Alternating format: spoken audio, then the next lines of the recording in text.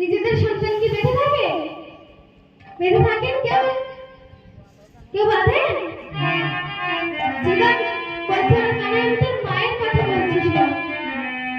তোর মা তো অল্প রবারে চুরি করেছিলিস বলে তোকে গাছের গায়ে বেঁধেছিল। এরকম কারণ না বাঁধে, শুধু তোর মা বেঁধেছিল।